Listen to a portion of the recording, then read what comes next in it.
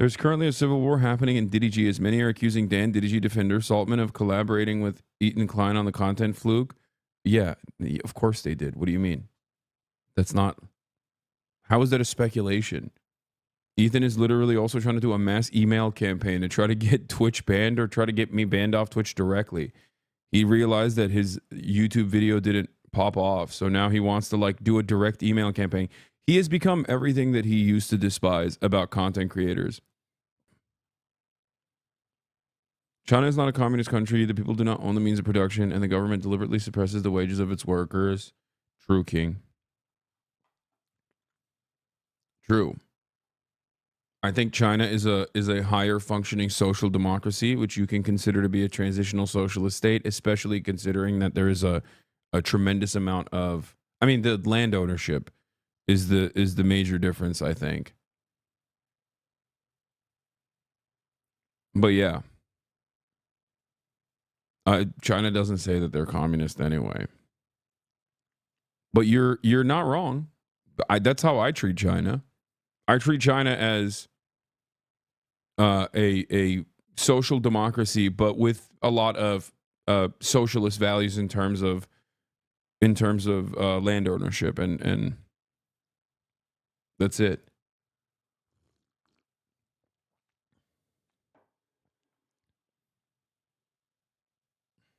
Which is a major hurdle to overcome. So in terms of Norway, I would say that they're closer to a transitional socialist state than Norway is, if social democracy is on that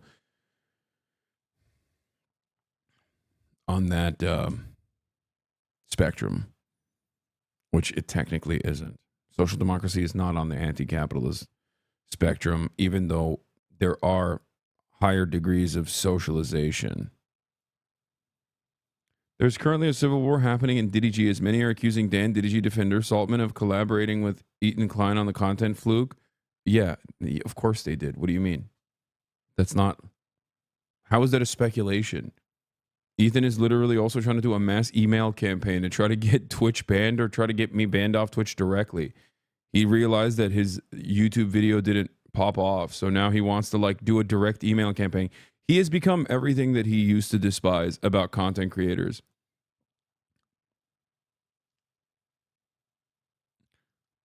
Yeah, he used multiple posts from their sub.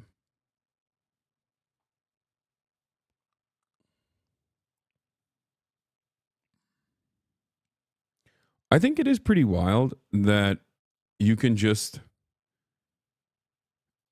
I don't know, you can just be like, hey man, this is a bad person. Here is a 2-hour clip compilation of everything that I believe leads me into thinking that he's a bad person. He's a bad person, I promise you. And then people will just be like, yeah, that's right. I guess that's the case.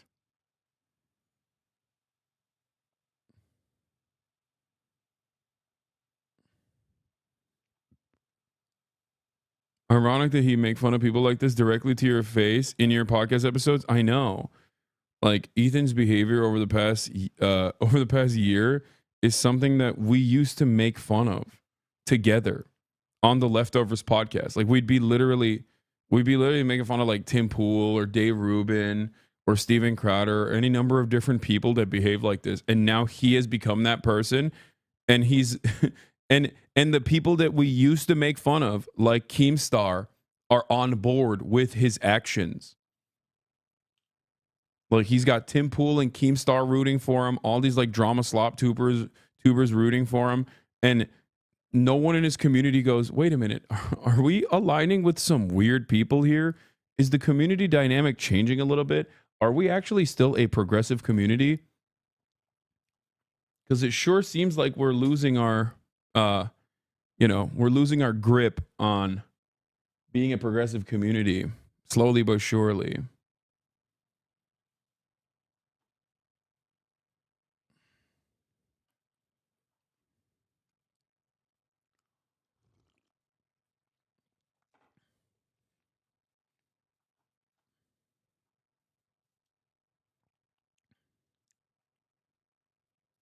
Is this your base TikTok account? Communism sucks. Everyone knew. Okay, I'm not watching some AI slob like this. I think he's mad that no other big YouTuber is talking about it or cares about it. I just don't. I don't know where this goes for him. Like, I don't know.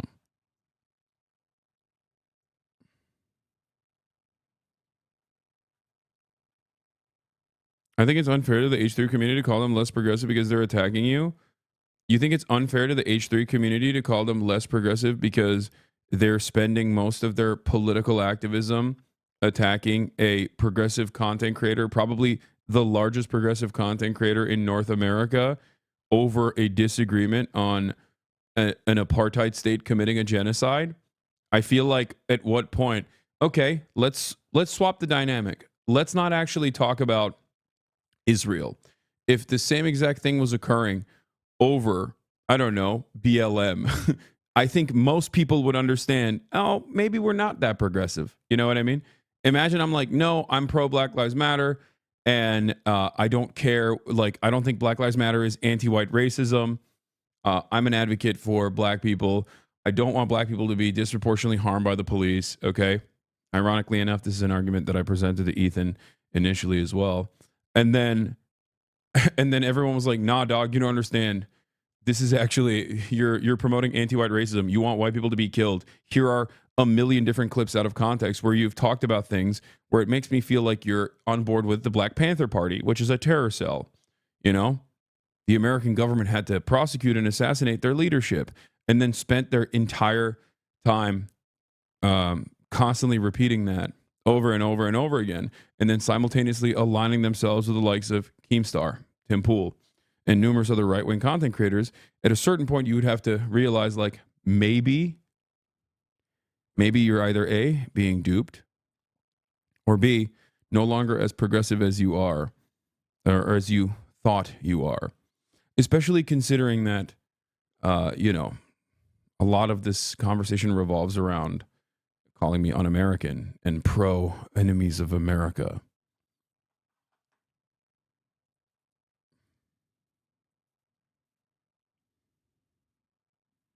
I don't agree with them defending genocide or Israel. I think they can still be progressive in other aspects like domestic issues. Yeah, I'm just saying, I think you're wait, why are you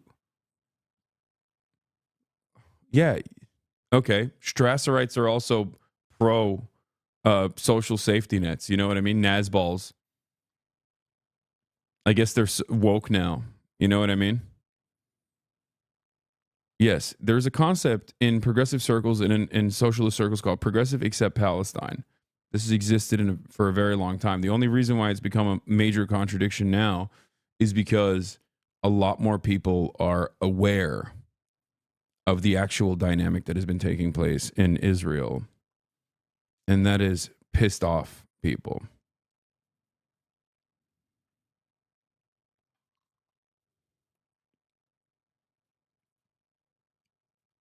Anyway, we're moving on.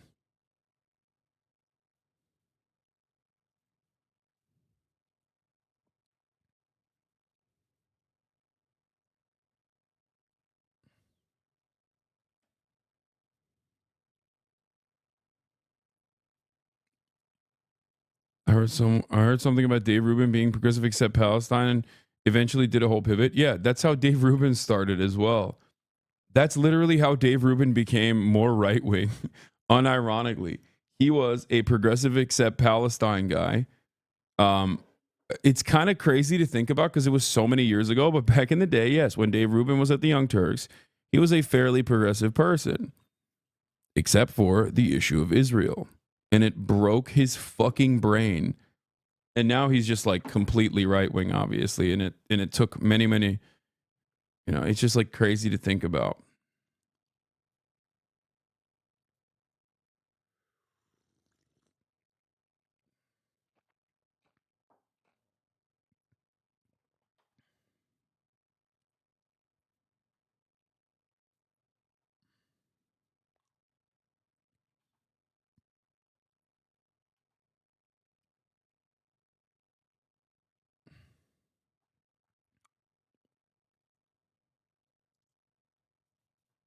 would be easier to move on if you didn't talk about it, but reacted the whole video, bro. This drama just needs to be put to bed already. If you think, first of all, me not reacting to the video really pisses them off.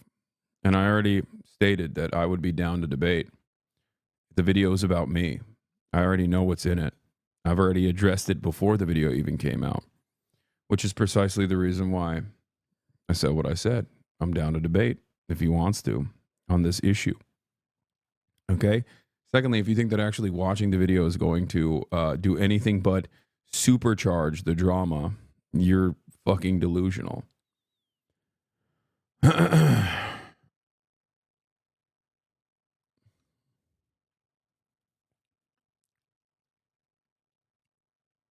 All right.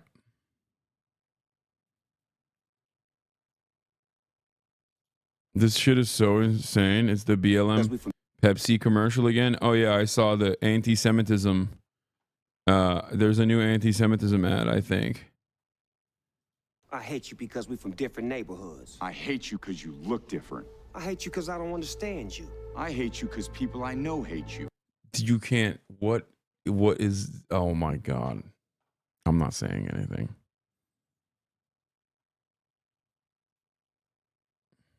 I hate you because I think you hate me. Because I need someone to blame. Because you talk different. Because you act different. Because you're just different.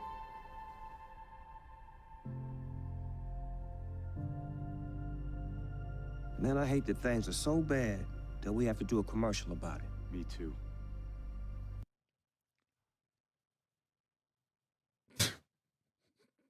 What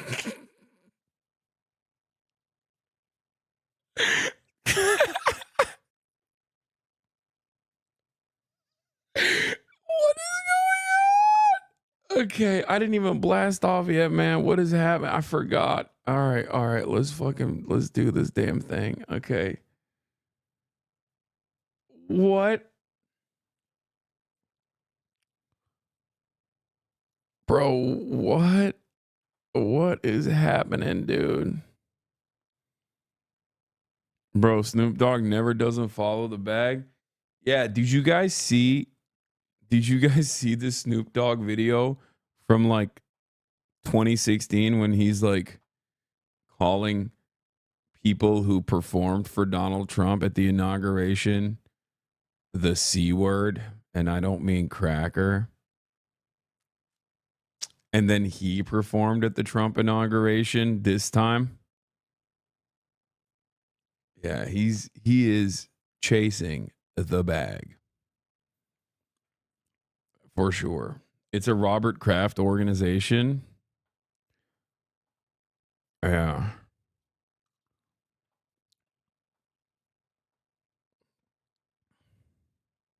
Yeah. Isn't this the org that did the Hezbollah, like the timeout? Like they come in vertical, they leave horizontal meme where they were like, hey, timeout. And it was at the time when Israel was invading Lebanon.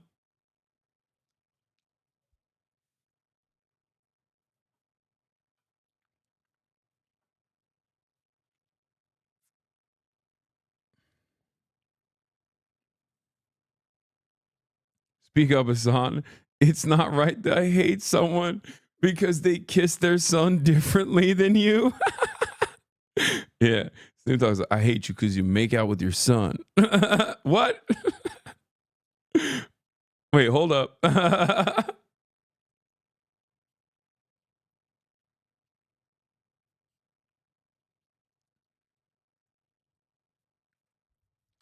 Gary V, no, man. What are you talking about? That's Tom Brady. He's a son kisser. You don't remember that?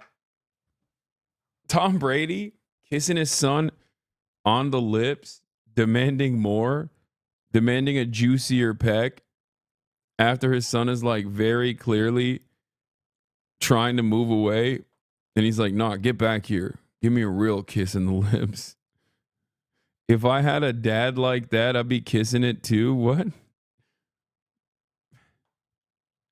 I'm not gonna play it right now. That's how champs are made. Okay. Documentary called Tom versus Time. I'm playing it. There's a scene showing 5-time Super Bowl winner Tom Brady getting a massage. Then his 11-year-old son comes in the room and asks him if he can check his fantasy football standings. I was wondering if I could check my fantasy team. What do I get? You know, Jack, everything comes at a cost, bud. That was like a peck. The second kiss shared by father and son prompted tweets from viewers using words like very disturbing and uncomfortably long. So we asked New Yorkers what they thought. I'm a little uncomfortable with that. I think at a certain age, it's like, okay, you can kiss him on the cheek, you can give him a hug, you know, but not in the mouth and not for that long. Too long, like romantic long. He's laying there naked getting a massage, too. So that makes it weird? Yeah. I kiss my son on my lips. I have since day one. You know, I would have no problem with my son kissing me like that. Lifestyle and parenting expert Liz Stern says she doesn't see anything wrong. If you kiss your kids too much, it's the wrong thing. If you kiss your kids too little, it's the wrong thing. If you hug too much, it's the wrong thing. Or, you know, I think people need to back off and just stop parent shaming. Of the people we spoke to, no one questioned Tom Brady's intentions toward his child, but they did seem to question the message he's sending with his actions. I don't think affection should ever be tied in with a favor. Carolyn Meyer-Wartels is a licensed clinical social worker and parenting expert. She says when it comes to physical touch, the message we send our children should be clear. Someone give me a blast off meme. We need to start asking at what time they stop.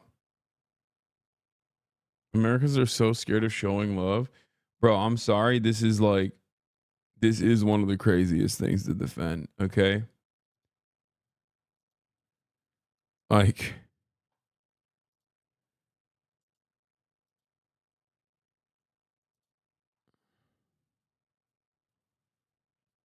wait, is this AI art? Or did you actually draw this? No, this is AI art. 1, 2, 3, 4, 5. I'm not using this. I'm sorry, chatter. Yeah, I get fucking cooked out here. Plus, no disrespect.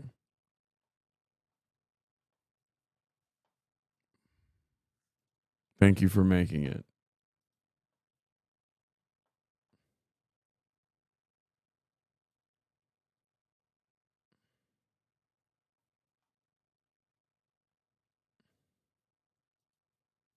Cute ass art, pixel art someone made of you.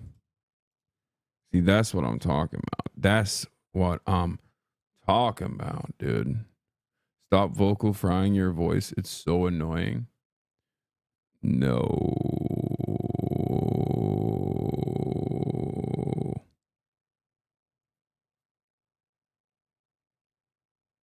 Oh yeah, Grack the Grackle had a really good one with my ass in it. All right, we'll do that one.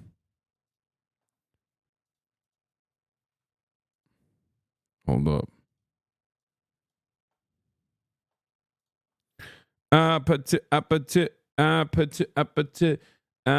Dude, I can't believe Miz beat my ass yesterday on the dance floor. And I want to say it's because he cried, but honestly, he really put his whole pussy into it. Like, he deserved the title. He really came out. He really came out in the end. I study parts of the voice. You were actually helping your vocal cords. Thank you. You got robbed, to be honest. I was too stiff.